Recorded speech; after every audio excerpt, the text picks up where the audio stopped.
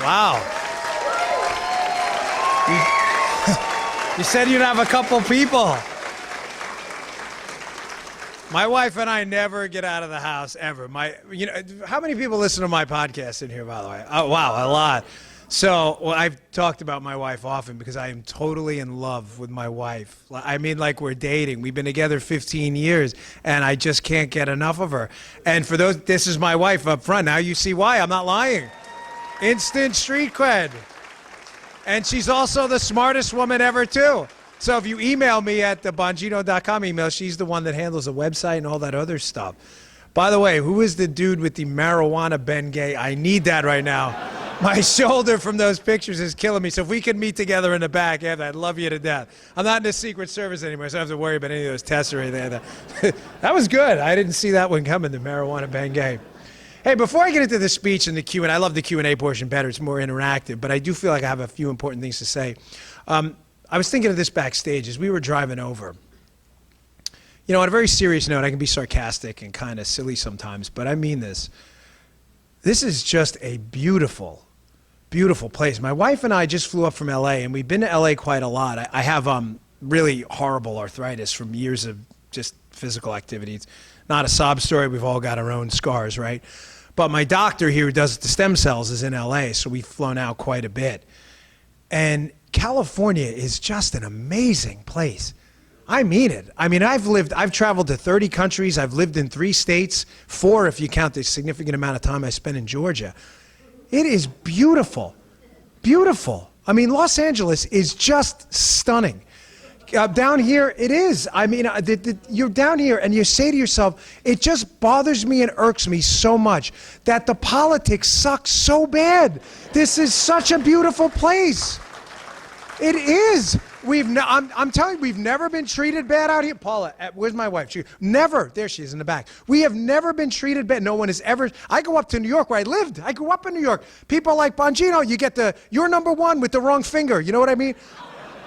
And I grew up there. I love New York. Don't get me. But this is just an amazing place. And I just want to encourage you that fight on, you know?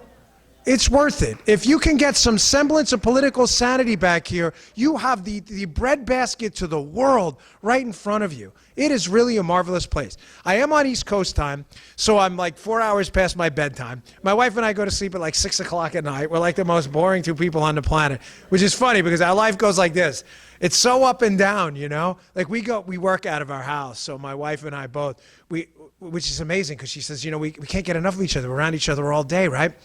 But then we have this like really kind of euthymic, really normal, like base level life, I guess, going. And then we go to like Politicon, and I got into like this total fight on the stage of Politicon with some loony lefty. And I said to Paul, this is our life. It's up and down. It's up and down. It's just total chaos all the time. And then Fox News debates all the time, which I see many people like Chris Hahn more than they like me. It's unbelievable. I get more questions about Chris than anything. So here's my speech. Here's what I want to talk about. You ever see the movie The Good, the Bad, and the Ugly? Let's do it in reverse, right? Because I want to leave you with the good news. I want to talk about the ugly, the bad, and the good, right? I never want to leave you with the bad news because I'm a really optimistic, cheery guy in contrast to my cinder block head and generally dour look on Fox. People always say, smile more. I'm like, why? I'm a happy guy. I don't need to smile more, right? No. Sorry, I'm a little punchy. It's like I said, it's past my bedtime. So the ugly portion first of what's going on. Ladies and gentlemen, we are in the fight of our lives right now politically. I don't want anyone in this room to make any mistakes otherwise. I'm only 43 years old. I've been intimately involved in politics for only about 10 years. Many of you have been involved for decades more than I have. So I'm not speaking to a virgin crowd here. You understand what I'm talking about. The party of John F. Kennedy, that moderate Democrat wing that talked about reasonable tax cuts, economic growth, we love America, plant the flag, we'll get to the moon first. That thing is dead, bury it, put that coffin 6 feet in the ground. That party is over. If you think for a second that that's what we're dealing with right now, I am sorry, but you are in the wrong fight. Now, I don't disparage all Democrats because that's what they do to us. That's what they do, and I refuse to do it to them. But I will tell you right now, the radical left-wing portion of Democrats, yes, disparage them because they've earned it. These people on the far left portion of the party that are taking over the reasonable Democrats and pulling them and pulling them and pulling them to the left with their money and their influence really are not the people you're used to dealing with in the past. They're not the Bill Clinton Democrats. Some people shriek in horror when I say that. Folks, listen, I'm an ideas guy. I am. And I can tell you right now, the second term of Bill Clinton, you'll never see that again. Second term Bill Clinton, he was the guy who gave the speech. You remember? The era of big government's over. Can you imagine hearing that up in Capitol Hill now? It's over. Folks, on the ugly side too, I promise I'll leave you with the good news. Don't worry. It's not going to be one of those Debbie Downer speeches, all right? This Spygate disaster is the worst scandal I've ever seen in my lifetime. I literally wrote a book on it. I have 2 co-authors. The book is footnoted to death. Folks, I have never seen something so disastrous in my lifetime. We spent probably a year of my life putting this book together. It wore me out. I was talking to some of you privately when we were taking photos back there. It probably dumped 7 years off my life putting this book together because it was such a chore and I had such a fear of putting it out there and these left-wing media loons attacking every sentence of it, that we had to have it read and checked and triple-checked and quadruple-checked to make sure everything was footnoted ad nauseum. Folks, the book is a stunning indictment on the biggest political scandal in any of your lifetimes. This makes Watergate look like a day in the puppy park, folks. This is really, really bad what happened. They moved from Plan A to Plan B to a cover-up. Plan A in this thing, to take that, and make no mistake, this was an operation from day one to take down this entire campaign. Do you know what these people did? They engaged in historic numbers of unmasking attempts. You know what that is? Think about what I'm talking about here. Your private phone calls, something in the United States of America that without a warrant were deemed sacrosanct by everyone from the ACLU to Genghis Khan on the right. They unmasked, in other words, essentially wiretapped and listened to private phone calls, historic numbers. Ladies and gentlemen, this happened. I don't know all of your politics in the room. I can assume because it's the Liberty Forum, you're generally conservative or libertarian. I'll be honest with you, I don't care. I'd talk to a liberal group and give the exact same darn speech I'm giving you right now. That happened. The Obama administration listened in on private telephone conversations of people using it. And what did they say? Well, it was legal to do it. That's not the question. The question is, was it right to do it? There are a lot of things that are technically legal that aren't right. When the unmasking and the listening in on the Trump team to take them down, make no mistake, this was an effort to gather political intelligence on this Trump team. This Russian collusion story was BS from the start. They knew it. You know what? At some point, I'm going to look up this article. I'm going to show you something. It's going to really freak you out. When the unmaskings didn't work, and when I say didn't work, what do I mean? They couldn't find any evidence. There was no there to take the Trump team down. There's significant evidence now they moved into tapping into this NSA database, the metadata database, searching the database. You may say, wow, that sounds like a conspiracy theory. Really? Because the FISA court themselves did an audit of that whole NSA database and said, we've had an unusual number of requests from, quote, private contractors into the NSA database. They've never told you who those private contractors are. All your emails, all your texts. Well, that plan didn't work either. Why didn't it work? Because Trump didn't collude with the Russians. This was nonsense. This whole thing is made up.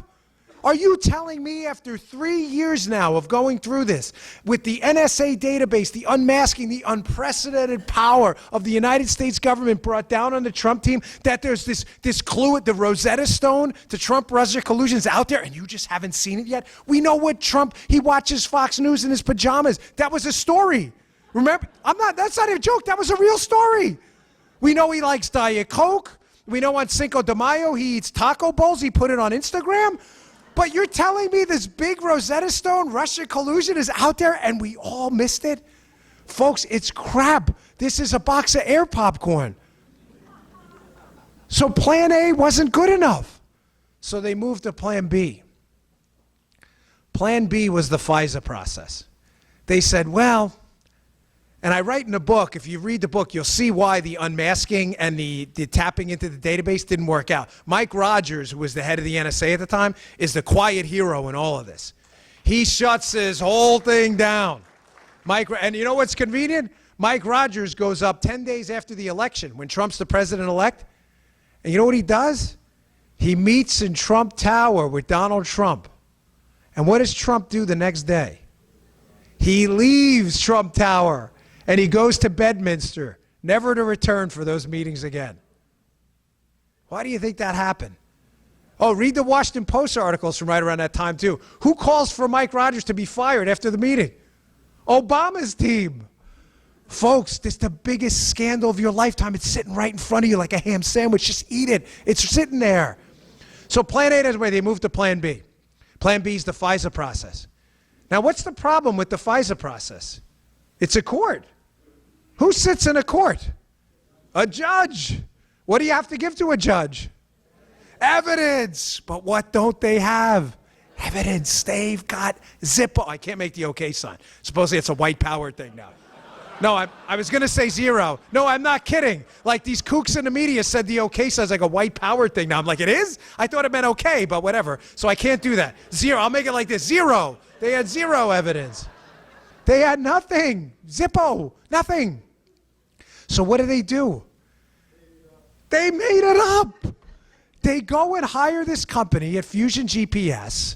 And folks, wait, hold on. I never do this in the middle, but there's an article. You guys got to read this sometime. You'll laugh. It's the greatest thing ever. There is an article. Here it is right here. I keep it up on my phone. You want to read the dossier? When was the dossier written? You have any idea? 2016, right around the end. There were 21 different memos. Conveniently, this article that sounds awfully like the dossier in the Wall Street Journal was written April 17th, 2007. Who's the author? Glenn R. Simpson and his wife of Fusion GPS. Write this down if you think I'm messing with you. Wall Street Journal, the title is How Lobbyists Help Ex-Soviets Woo Washington by Glenn Simpson. Read the piece. It is the dossier. It's the whole. He basically took a pre-packaged movie script he wrote in 2007, scratched out the names, put in Donald J. Trump, walked into the FBI and said, here you go. And these guys at the upper level, I love the Bureau working, they're great. But these goofballs at the top who had no idea what was going on, take this dossier, walk it right into a FISA court, and there you go. They've got an open path to spy on Donald Trump. What a skip. Read that piece. You will be like, oh my gosh. It's the dossier. The title? Yeah, this is you'll laugh. Read it. You're going to laugh your butt off when you read. I talk about it on my podcast all the time. It's called How Lobbyists Help Ex-Soviets Woo Washington. It's by Glenn Simpson. Google the piece and read it. You're going to be like, oh my gosh, this is the Donald Trump story without Donald Trump. They just put his name in there. This was a pre-packaged pile of garbage. It was entirely made up. Plan B fails too. Why? They still don't have evidence. They've got nothing. Now they've got a FISA warrant to listen to the whole Trump team. Now some of you out there may say, how are they listening to the whole Trump team? They only had a FISA warrant on Carter Page, right? That's not how this works. FISA's different. They have this little thing called the two-hop rule. You know what the two-hop rule is? If I get a FISA warrant on you, I get to hop to whoever you email and then whoever they email, which essentially meant the entire Trump team. They walked right in the back door and they found nothing. Zero. Zilch. They found nothing still. Finally, Plan C comes in. What's Plan C? Mueller. You're darn right it's Mueller. Plan C is the cleanup man, the mop-up guy, the bag man. Why do they need a bag man? Why do they clean up aisle 4? Why do they need that? Because Trump won. Nobody thought he was going to win. Ladies and gentlemen, listen, I've been in this for I've run 3 times. I know the conservative space like few people around. I've seen it. I've commented on it. I've run in it.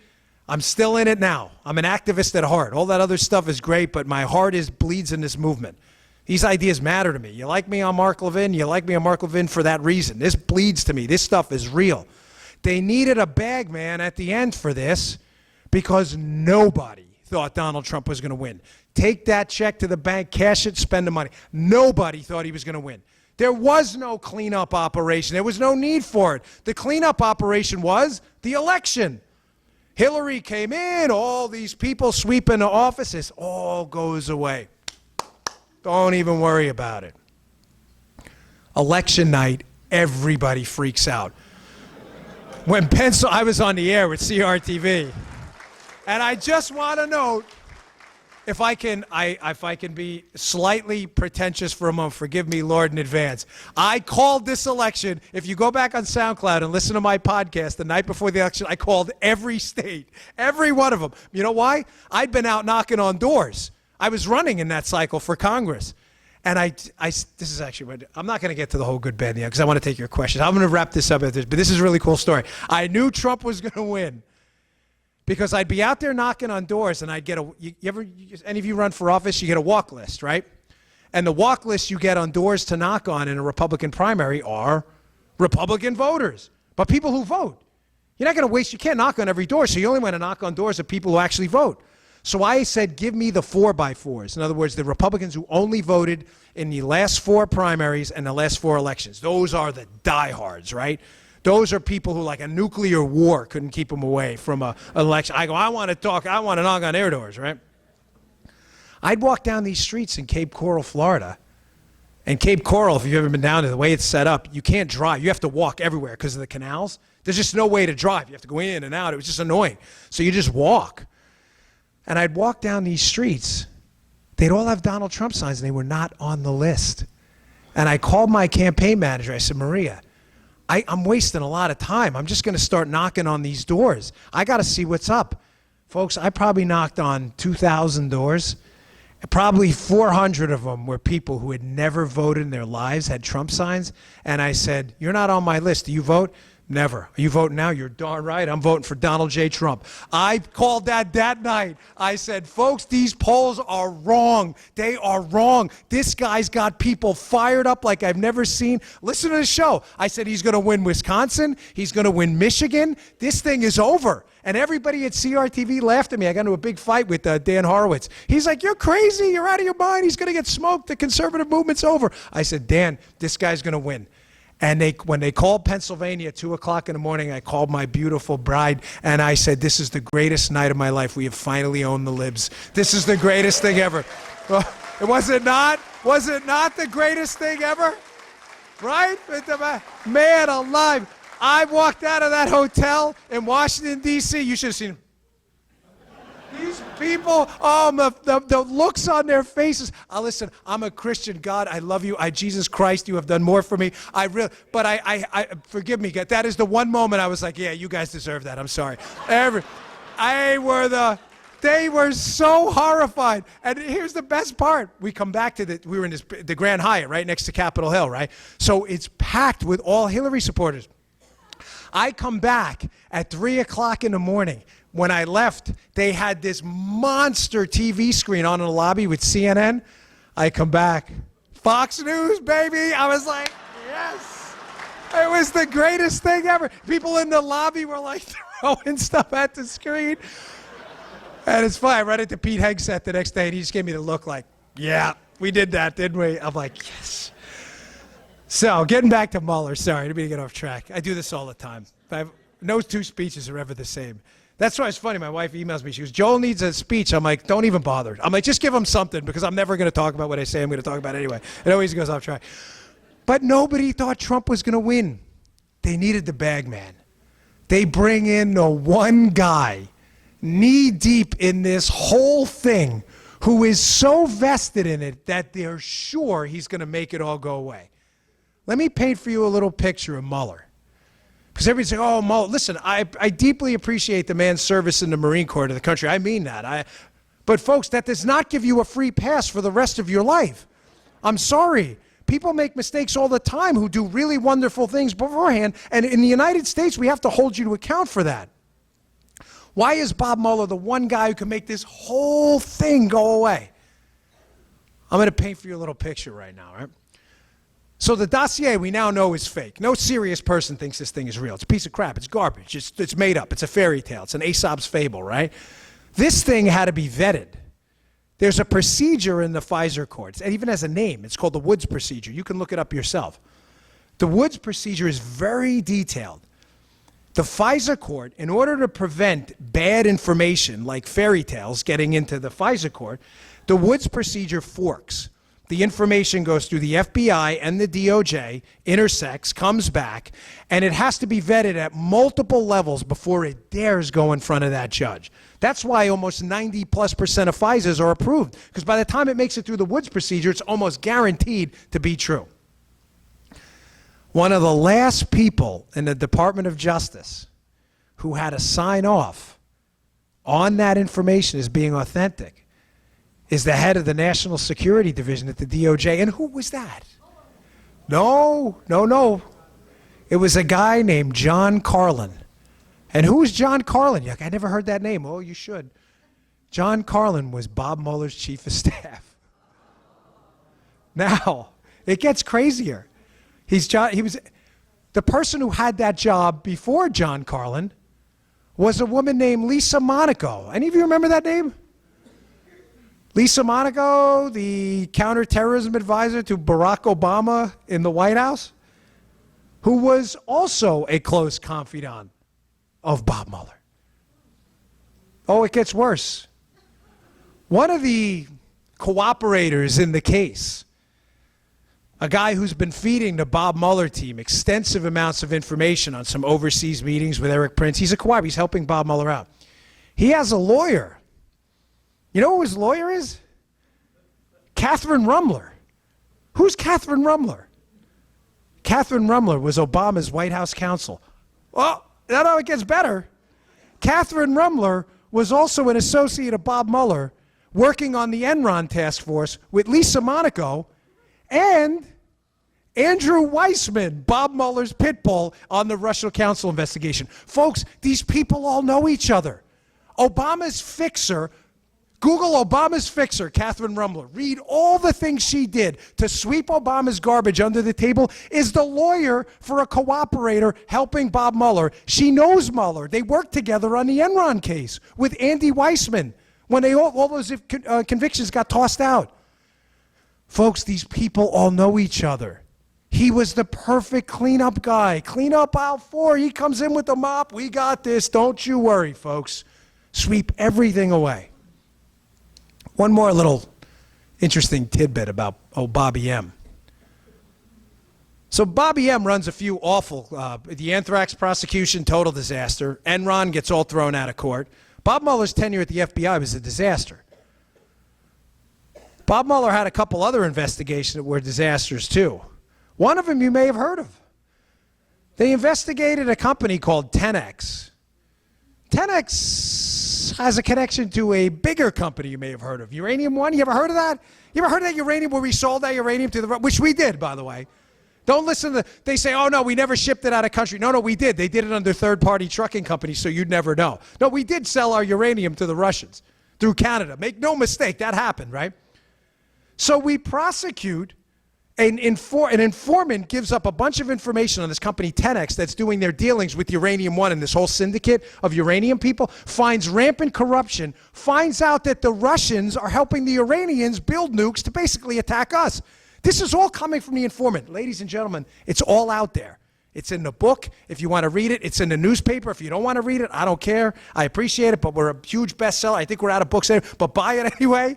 I promise I'm not here to sell you extra books. I would have brought them. But it's so important you understand the details of this case. I don't care where you get this. Bob Mueller was the FBI director on the 10X case when the informant said the Russians were taking uranium to build the Iranian nuclear program. Who was the prosecutor? The federal prosecutor working with Bob Mueller to prosecute the 10X case. I'll give you a guess. His initials are RR. Rod Rosenstein. Rod Rosenstein was the United States attorney who prosecuted that case. Folks, you can't make this up. This actually happened. They swept it under the rug. They took a Friday night plea deal on a Friday news dump, did a quickie press release, and said goodbye, see you later. Folks, it's the ugliest thing I've ever seen. I'm going to skip over the bad. I'm just going to leave you with some good news, and I'll take some questions, because like I said, I can go on forever, and on East Coast time, it's like 4 in the morning right now or something. I used to travel around the world and forget what country I was in sometimes. I call my wife. I'm like, is this Indonesia? Or what are we doing right now? It messes with your head. Remember, I'd come home, work out at like 3 o'clock in the morning because I was still on Indonesia time. It's like, where's Dan? He's in the basement lifting. It was 3 o'clock in the afternoon where I just came from, so I was fine. Poor wife, she had to deal with all this. She's such a saint. Isn't she? She's great. Look at her. She's the best. Here's the good part, ladies and gentlemen. We have a president in there who is absolutely committed to cleaning this disaster up. This guy is taking no prisoners anymore. And I had to tell you, I never fake it with anybody. I endorse Cruz. I still love Cruz now. I was a late adopter. But you know, some of the most powerful conservatives I've ever met, I think of like David Horowitz, are former liberals who saw the light. I have to tell you, I always liked Trump, and I liked his style, and I liked his sharp knuckles because I'm a brawler too. But I never in my life thought we would get such an incredibly dedicated conservative. This guy's been amazing.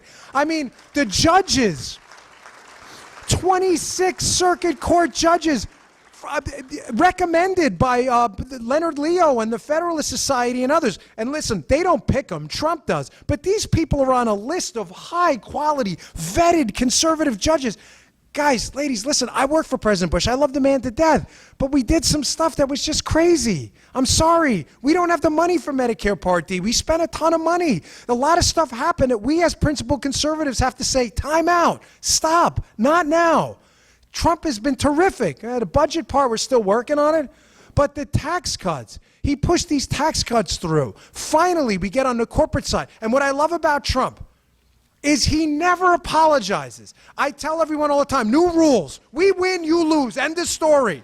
No more garbage. We win. And he wins. He wins. He's a winner. He gets it. We had these mealy-mouthed, wishy-washy Republicans years ago. Whenever corporate tax cuts came up, the Democrats would go, these are cuts for business. Because these idiots on the left don't understand how cash flow works. Businesses are tax collectors for the government. They take it from you. Businesses don't pay taxes. They take your money, and then they add a tax on and give it to the government. They're not you. An income tax is a tax on you. A corporate tax that applies nationwide is simply a tax collection device through the private sector. No conservative had the cojones to go up there and go, yeah, you know what? It's a business tax cut. You're darn right. We need our businesses to make money. I love rich people. They're great. People go, it's a tax cut for the rich. Trump would be like, all right, that's terrific. Rich people are good. Middle class folks, we want everybody to make money. Everybody would apologize in the past. I never got that. It's a tax cut for the rich. You're darn right it is. People look at the left and they're like, you're not supposed to say that. I just did. They're like, but they're going to get a bigger tax cut than you. Well, that kind of works that way. It's called math, okay? If they pay 40% of $1 million and I pay 40% of 100,000, you don't have to be a trigonometry major to figure out that, yes, they're going to get a bigger tax cut. Welcome to Math 101. Are you guys really not that smart? And we used to apologize for economic freedom, like we owe the government more money. It's like, yeah, we spend $20 trillion in debt. We spend $4 trillion a year, and we spent the entire Bush presidency apologizing for tax cuts. Are you kidding? Folks, it's your money. You work your butts off. I have 3 darn jobs. It's a lot. It really is. I'm serious. I'm like worn out. You see me on TV sometimes, people email me, you look tired. That's because I am tired. I'm up all day. It's hard. I dug graves. I was a grave digger in a cemetery. I used to flip bagels in a bagel store for hours on a Sunday morning in front of that 600-degree oven. You know, it stinks. I painted houses in College Point in the 90-degree heat in New York forever. I work hard. I don't owe you anymore. We've given you tons of our money, and you flushed it down the tidy bowl. I'm sorry. We're done giving you more money. It's over. And I'm not apologizing anymore. And you shouldn't either. I tweeted out tonight, pardon my language, taxes suck. Don't give the government any more money. They're going to screw you over. Thank you, that's all. That was my tweet, and I meant every word of it. We've given them their money. What have they done with it? They've wasted it. It's gone. Listen, folks, I see a lot of folks in here. I don't know your ages. You all look 40. But some of you, you do. You look great. I'm assuming some of you may be on your 20th anniversary of your 40th birthday or something like that. I'm on the 3rd anniversary of my 40th birthday. But you paid this Social Security. That was yours. That was your actual money. You gave that to the government. Folks, none of you are under the illusion that money's still there, right? That's gone. No, it's totally gone. I tell people this all the time. You want to argue economic reality or not? Now, me as a young conservative, I always think of it this way. You all had it a lot tougher than I did. I mean, you are the greatest generation. Even your wars were uglier. I mean, you didn't get to Skype home. My grandfather fought in the Battle of the Bulge. I lost my uncle in Vietnam. He got the Bronze Star with a V cluster. He was shot in the back, saving his friends. My wealth and prosperity was your gift. So I've argued to my young conservative friends that we owe 55 and older Americans. We owe them that. We owe them it. I don't care where it comes from, my tax money, I really don't. But we owe them that. Promises were made to you. But what I don't like is when people argue back that there's, oh, no, there's a trust fund. Folks, there's not. We're not liberals. We don't live in that Jerry Seinfeld episode where George Costanza does everything backwards and it works out. This is the real world. There is no money. They betrayed you. It's gone. It is all gone. It is a paper IOU. And when we get back to reality and we start to acknowledge that, we can finally start to solve some problems. And I think we've finally got the right guy in the House to do that. We can take our tax money, we can fund our military, thank God for them, and thank God for every person in this room that put on that uniform. You are the real American heroes. They deserve it. And I don't think a person in this room would object to paying taxes for our military, our court system, our FBI. That's fine, we get that. Pay off our seniors who put that money in, give them the Medicare they got. But after that, ladies and gentlemen, it's over. For people who are 55 and younger, I'm sorry, pretending that this can go on forever is economic stupidity of the highest order. There is no money. We owe every single dollar we're worth. Do you understand that? We owe $20 trillion. The entire value of everything the United States produces in a year is that amount. We owe everything. You're like, that was the good news. Sheesh. No, here's the good news. The good news is this. The economy is growing at such a clip right now under Trump that if we just put a lid on this disastrous spending, forget about cutting for a minute. I want to cut, don't get me wrong. But I'm telling you, if we just put a lid on it and we keep these growth rates up of 4%, in 20 years we cut the national debt in half by doing nothing. Nothing. Just by growing out of this. But we need someone with the guts in there to finally take a stand. I'll leave you with this thought and I'll take your questions. Folks, I know you've probably heard a lot. It's the most important election of our lifetime. Folks, this is. The people we're dealing with now are playing for keeps. They're beating the crap out of people in Portland, Oregon. This is happening over and over again. I got friends who've had drinks dumped on them. I've had friends who've been punched in the face, people who've been assaulted. This isn't a joke. This is actually happening. I don't want to be hyperbolic about it. I don't think we're back in the 60s yet, thankfully. But unfortunately, it's going down that road, and the media is putting no emergency brake on it because they apologize for the left. If you let these people back in power, this is all going to come to a grinding halt. All of it. They will impeach this president. They'll lose in the Senate. He's not going anywhere, don't worry. They're not going to get the 2/3. But they will impeach him in the House. You can take that to the bank because their left-wing base won't let them do anything else. The economy will fall back into free fall. We will be dealing with 2 years of complete, utter chaos. I'm leaving you with this call to action because talk is cheap. I hope you like the speech. I flew out here to give it to you, but really, this whole thing is garbage and meaningless if it doesn't motivate you to do something. Action changes the world. Speech is great only if it motivates action, right? You have to do. The do matters. Talk is crap. It's great. I love it. I love to inspire, but you got to do, man. You got to go grab it. I've been there. I've ran 3 times. I almost went bankrupt. I couldn't even pay for my kid's orthodontist appointment because I quit my job in the Secret Service to get in this. I'm not going to be lectured by anybody about getting your fingers dirty, but you have to go do something too. You don't have to give up your job like I did. You don't even have to run. Some of you, it's not for you. I totally understand. But you have to vote. You're like, oh, that's easy. I do that. No, it's not enough. You have to get 10 friends to show up. I'm sorry.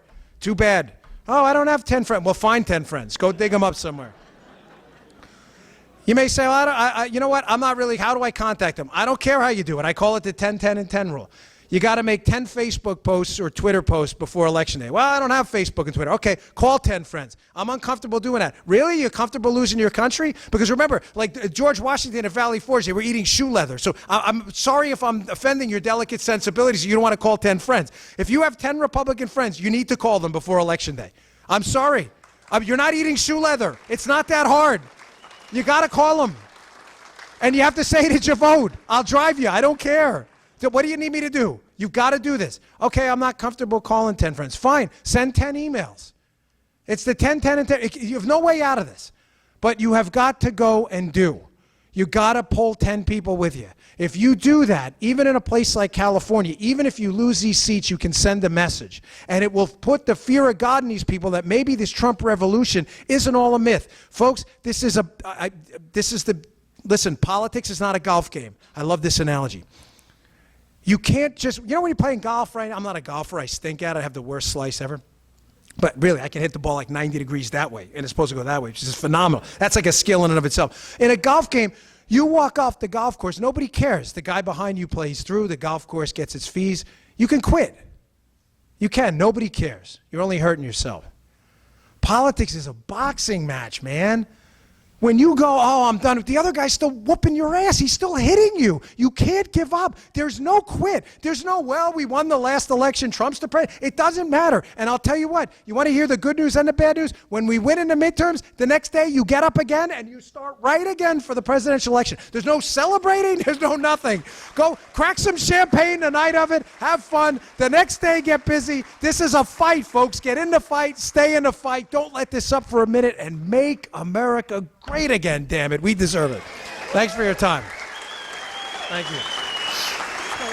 We might as well play election bingo. House, Senate, keep, lose. What do you think?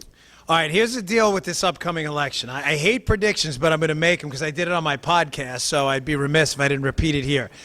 Here's what I think is going to happen. Looking around, there's 2 problems right now. We got the House and the Senate. I think the Senate, we're fine. I think the Senate, we're going to add 2 to 3 seats. I think North Dakota right now, Heidkamp's in a world of trouble. I think Hawley's going to win in Missouri too.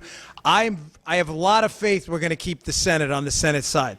There's an interesting phenomenon though on the House side. You know, the current kind of popular opinion out there is the House has already lost, forget it, it's over. Folks, there's something fascinating happening right now, and I'll give you 2 quick district examples that'll explain it. We're in a world of trouble in the suburbs. We are. It's basically a 50-50 split. It's all going to be a turnout election. Suburbs in presidential elections can typically go either way. In midterms, they typically go for Republicans. That's not the case this time. The suburbs are in a little bit of trouble. Barbara Comstock's race in Virginia is a perfect example. Having said that, you know what we're not in trouble? And this is going to surprise a bunch of people in this audience. Hispanic districts. We're not. There's 2 districts you're going to laugh your butt off that we're doing so well in. And not because, none of this, by the way, is surprising to us. Because we don't talk to voters like they're Hispanic voters. We talk to them like they're Americans. It's the Democrats that do this. We got to put you in a box stuff. You know, my wife doesn't go, oh, where's the Hispanic voter section? She's Hispanic. She just give me the American ballots. We'll take those. They do just fine. Will Hurd's race in Texas 23. Largely Hispanic district in southern Texas. Hillary Clinton did very well there. We were supposed to get smoked. Will Hurd's up by almost double digits.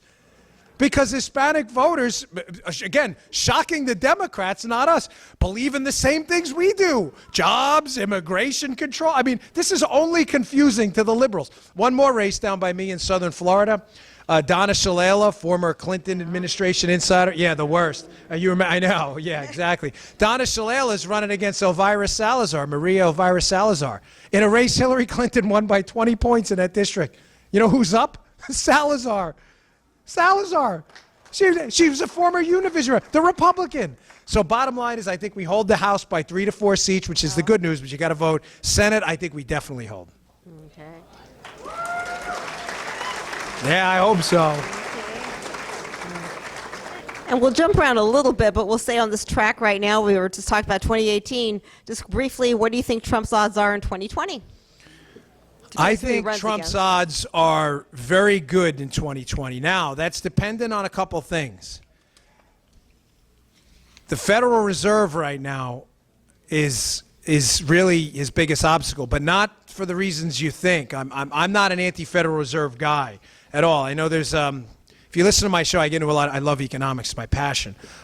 This is what I studied in school. I studied finance, but I'm fascinated by it. Ladies and gentlemen, we printed a lot of money. That's the simplest way to say it in the interest of time. We did this thing called quantitative easing, which is essentially monopoly money. It's out there. It doesn't go anywhere. When you print it, it's spent. It's not real value, but it still exists, even if it exists in a computer ledger. That money was printed, not backed in any real value. You know, why do we use money? Why don't we trade in refrigerators? Because money is a convenient form of value. You work, someone gives you your value in money. Well, if we all just started counterfeiting and printing money, why would it be worthless? Because you would all just print it up in your house. It would be a mass inflation. Well, when the government does it, ladies and gentlemen, it's no different. There's a bunch of money sitting out there. Bottom line is interest rates are going to have to go up more, a lot more, dramatically more. The problem with that is when these interest rates go up, it is going to take a really nasty toll on the stock market. Why? Because people are going to dump stocks in exchange for bonds, which, why would you sit in the stock market for 9% if you can get a guaranteed bond for the same darn thing? I believe the stock market's kind of at the end of its run. It's sometime soon, and I believe that could hurt. Having said that, the good news is he's been so aggressive on the tax side that the growth rates may be so big that they may actually surpass any potential inflation, which would suppress the need for the Fed to get really crazy with the interest rates. So his chances are good, but they depend entirely, I think, on the economy. We have a couple questions here. We're dealing with the caravan. Do you want to speak to that? Or sure, I'll talk about anything, whatever you want. I'm an open book. Talk about space aliens, I'm good with that too. So give me one about the caravan. Oh, sure. What are our options? What would you like to see happen? Yeah, we're in a lot of trouble with this caravan. Don't mistake this for anything else, folks. This was definitely, in my opinion, this was not the logistics involved. This was not some random operation. Now, having said that, the options here go from nightmarish to bad to awful. There are no good options. Now, you know, when you put a lot of the tough talk aside, I'm not talking about Trump or anyone else. I mean, I hear a lot of people talk, but they don't understand what's really going on. How do you think it would look at the border if there's a serious skirmish there? Folks, we're not liberals. We have to think in the real world. Liberals think in fantasy land, and they don't think through consequences. You know, what does Ben Shapiro say? Facts don't care about your feelings. I always say, you know, feelings do care about your facts, though, right? Feelings are real. And how do you think people are going to respond? They have put us, the Democrats, in an absolutely unwinnable position with this. Unwinnable on immigration. If we'd had a border wall, none of this would be a problem. But the Democrats are loving every minute of this right now. Now, the bad news on this is I see no good way out of this. I am hoping and praying, and Trump is doing, make no mistake, everything he can do. Folks, he's already threatened to cut aid, and a significant amount of it. I have to ask you again, because we live in the real world, not the fake, you know, bizarro Superman world the liberals do. If this continues and they hit that border, I don't care if you have 2,000 military. What are you going to do? No, I'm serious. You're going to open fire? I mean, no, we're not. We cannot do that. Folks, I'm sorry. I can't give you easy. That's not my job. I'm here to tell you the truth. We absolutely cannot do that. We have to stop this. Listen, I am as Immigration matters to me. My wife's a legal immigrant to this country. Legal. She did it the right way. Frankly, pardon my language, it pisses me off that people come here and violate our laws and you have to don't get in line when my wife had to do it the hard way. The system stinks. It took her 10 years and a fortune in money to have to raise that right hand and say, I want to be here. Nothing bothers me more when 9,000 people go, let's just storm in. I'm just suggesting to you that I don't have an easy answer. You cannot, we are the United States. You can absolutely not open fire on 9,000 people. It is out of the question. Now, what are some options? I told you, that's the nightmarish one. I mean, that is a literal nightmare. The best we can do is we're going to have to arrest 9,000 people at the border. I don't care what government assets it takes, and I'll tell you why. If we allow this to happen, and we allow 9,000 people to storm the border, this will never, ever end. You will never see the end of it. But again, I'm not here to lie to you, folks. There are no easy answers from this, and make no mistake, the liberals know this. They could have solved this problem a long time ago with a border wall. But this is the one story that keeps me up at night more than anything. It's never going to end, folks. It's never going to end. No, I agree. I'm with you. I'm with you. I'm just giving you the truth. I don't BS anyone. Ever. All right. There are a couple questions regarding Jeff Sessions. Is he part of the swamp, draining the swamp? Why is he still there? Sessions. I love this question. Here's the deal with Sessions. Sessions has been shockingly effective on everything but Russia. He has. He's great on immigration. He's solid on getting rid of a lot of these garbage, laws we've had that are ineffective and instituting laws that are. I really like Sessions on a lot of fronts. He has been less than useless, if that's possible. Reminds me of that Robert Downey Jr. movie, Less Than Zero. He has been atrocious. Why he recused himself is a mystery to everyone. He had no involvement with the Russians at all. It was a complete scam. I do think there are things going on behind the scenes, though, and I just want you all to, I'm not saying don't stay on Sessions, do it, but that grand jury that's looking at Andy McCabe right now, don't think for a second they're just looking at Andy McCabe. In other words, there are things happening, so take a little bit of solace in that, but Sessions could definitely do more. I wish they would take control of that Justice Department. It's out of control. And sort of along those lines, we have a bunch of questions dealing with, will Mueller ever get his due and the people around him? Or did he get away with it? Did Mueller get away with it? Well, yes. There's a simple answer. The hallmark of a conspiracy theory, right, every time, is it's tied up in neat little bows, every time. Like, oh, the grassy knoll, it was this guy, and he paid this guy, and the Russians did it, and the check's right here. You can almost discount that right away. Why? Because, as Bob Sirico, who runs the Acton Institute, said one time, he said, it's not that the government's too big, it's just too stupid. Which is true. It's just too dumb to figure anything out. So the problem with Mueller, I don't think Mueller is ever going to see any kind of justice himself. I think Mueller has gone rogue. I think Mueller is completely out on his own. He is investigating whatever the hell he wants, when he wants to do it. And the hard answer here, folks, is I don't think anything is ever going to happen to him. But the good news, again, on this is Bob Mueller's not the president of the United States. Donald Trump is. So you know what? Sooner or later, they're going to wrap this up, because remember what I said before. Bob Mueller can't make a case when there's no there there. There's nothing there.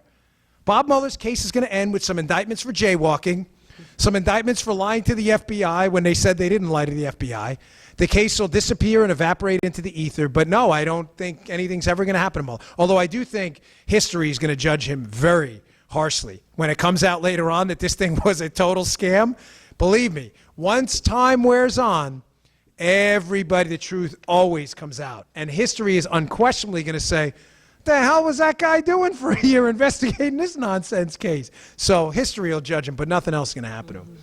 You mentioned earlier that if the Democrats get the House, that there will be the vote and the move for impeachment. Oh, yeah. As far as I know, I don't think you can get impeached because people don't like you. So what will the charges be? Oh, it doesn't matter.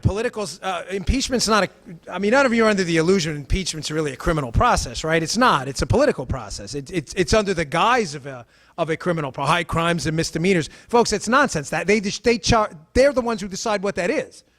This is not an indictment like it is in court.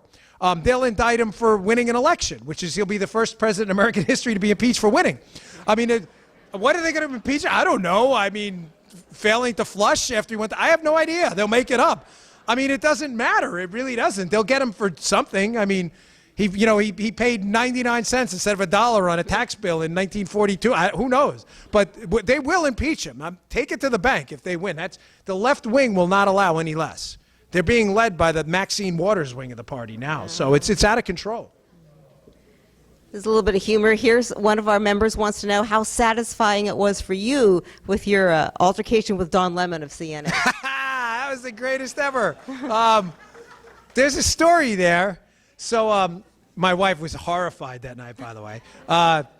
So for those of you who don't know what happened, I used to do CNN. I don't ask. Now I only do real news stations, so I've stopped doing. I don't do entertainment shows anymore. So that eliminates CNN.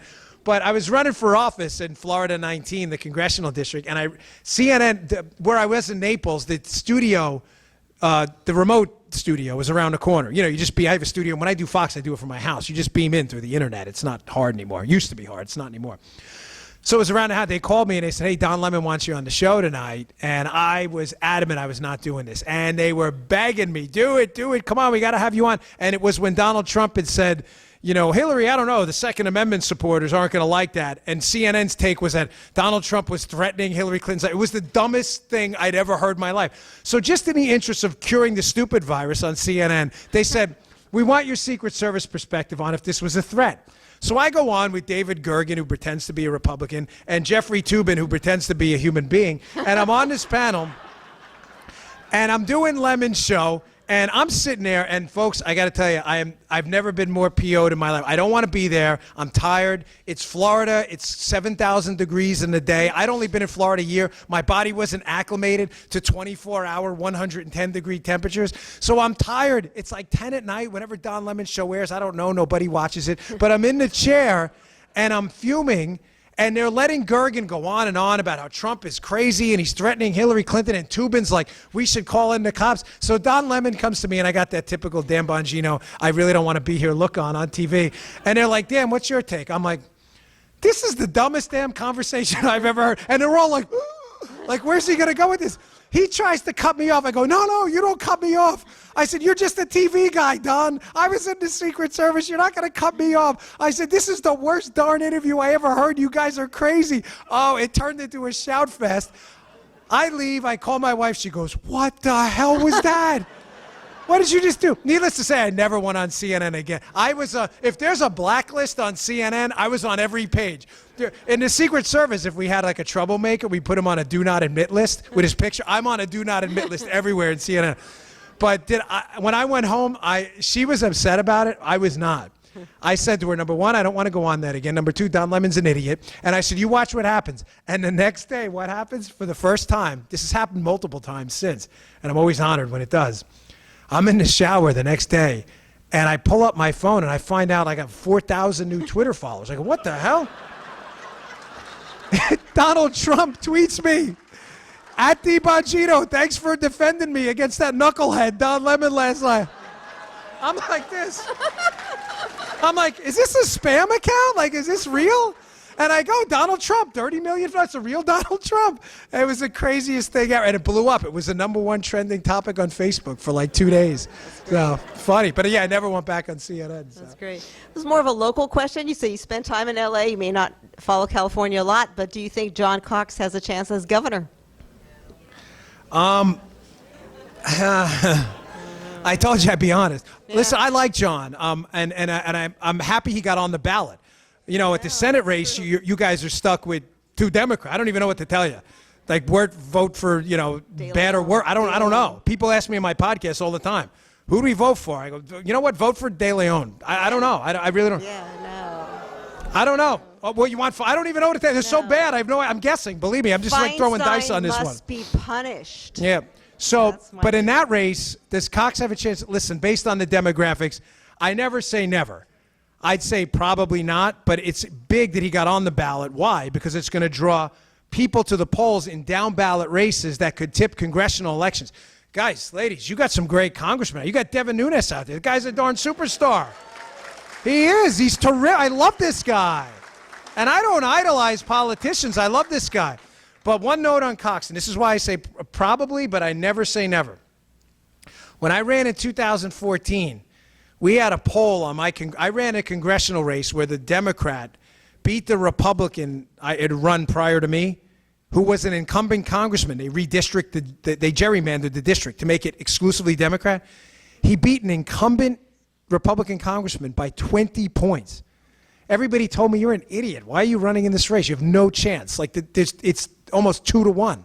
Democrat, you're never going to win. You know, we won that thing on election night. We lost on the absentee count. We were, the poll we had just, 2 months prior, we were down 32 points. But you know who did win that night? Lawrence J. Hogan, the Republican governor of Maryland, who was a 15-1 underdog. He won by 4 points. So, folks, I never say never. Get out and vote. And even if Cox doesn't win, it will impact down ballot races. There's no doubt. And Nunes and the others need your help, too. We have a million questions here, but we'll make this the end, get poor Dan out of here. And it's been a great long evening for him. Somebody asked, and we hadn't thought about this in a long time, all those Hillary emails, can we get them? Where are they? I know she smashed her BlackBerry, but what happens with it? Here's the dirty little secret about Hillary's emails. Those emails are out there.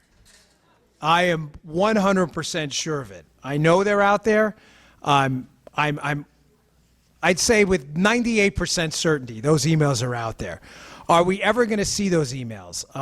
Probably, but we're going to see them when the statute of limitations is probably worn out. The Clinton team is in a world of trouble, but not for the reasons you think. Well, yeah, for all the reasons you think and more, I should say. Yes, let me strike that from the record. Right? Rewind the tape. Let's do that. The real reason they're hiding the Hillary emails is not because of Hillary. Seriously, the Democrats are ready to throw Hillary under the bus, too, to make a lot of this go away. When Hillary Clinton was overseas in Russia, she emailed somebody on her private email account. She emailed Barack Obama. That's not the only one. Now, the question becomes just how often and how long was Barack Obama communicating with the Secretary of State on an unsecure private email chain that was unquestionably hacked by foreign actors? The reason the Democrats and people in power in the swamp, and probably some swampy Republicans too, desperately want the 33,000 emails to never surface is they are likely more of an indictment of Barack Obama and his team than they are. Listen, everybody, Hillary and corruption go hand in hand. That's baked into the cake. Like, oh, Hillary's corrupt. Oh, really? Like, no one in New York, even in Democrat, they're like, yeah, whatever. We just moved on. But nobody thinks that about Obama. And let me just say this one. I'll leave it with this. I'm sorry, present company excluded, of course. I'm talking about like rational people, and the irrational folks outside believe that, no, he did nothing wrong. He was great. Remember, he was a scandal-free administration. Like, did you guys even read the paper, like, ever? Sheesh, oh my gosh. Here's the problem. This is where Jim Comey's in trouble, too, in the FBI. The original July 5th speech that Jim Comey made, where he lays out this beautiful criminal case against Hillary Clinton, and then goes, oh yeah, when nobody'd want it, here it is. I was like, wait, what? I was a federal agent. I'm like, as he's giving this speech, I'm like, this is awesome. Comey's laying out the greatest case ever. And he goes, yeah, forget the whole thing, by the way. No one wants to prosecute. I was sitting there like, that just happened? The original version of that speech had a sentence in it about an email to Barack Obama. The second version of the speech, that sentence was changed to a senior government official. The third version of that speech said what? Said nothing. It was all wiped out, which says to me there are probably emails as well about people from DOJ and the FBI going, I don't know, we got to scratch this Obama stuff. Folks, there's a lot there in these 33,000 emails. I promise you've not heard the end of that story. But that will come out again probably when the statute of limitations is up. But listen, with Mueller, I know a lot of this is I'm always honest with you. Just remember this. History's never clean. None of this stuff is nice and cute. Like I said, Washington's soldiers had to eat their shoe leather in Valley Forge as they starved to death. You're not starving to death. We've had to deal with some real horrible people in office who did really nasty things. But in my humble opinion, my faith means a lot to me. I know I don't talk about it much because I'm not Tony Robbins. I'm not trying to give inspirational speeches. But my faith matters to me. And if you ever read the book The Natural by Bernard Malamud, there's a really great quote in there. I'm not a big quotes guy because I always think speakers are lazy when they quote because they couldn't think of an original thought themselves. But this one's worth your time. It's true. And so anytime someone says, let me quote Sun Tzu, just get up and leave. You're like, oh my God, I've heard this 1,000 times. But there's a quote in there, Bernard Malamud, in the book, where the girlfriend's talking to Roy Hobbs. And she says, we all live two lives, the one we learn from and the one we live after that. The real path to happiness is through suffering. Don't ever forget that. Happiness through narcotics and drugs and drinking is shallow. It's faint. Matter of fact, those people wind up becoming depressed. Some of them become suicidal. That's not real happiness. Real happiness is suffering.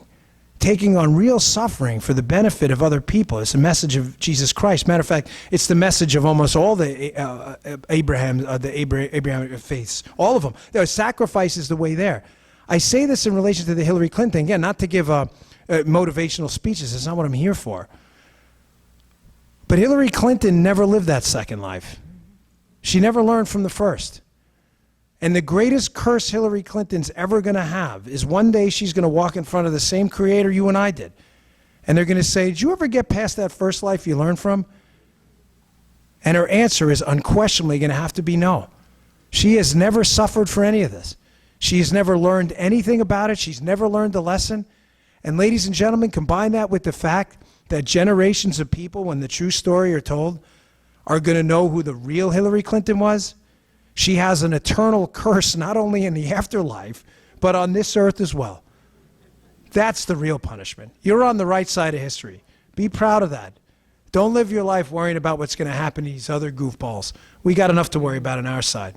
You're doing the right thing. You're on the right path. You're suffering for the cause.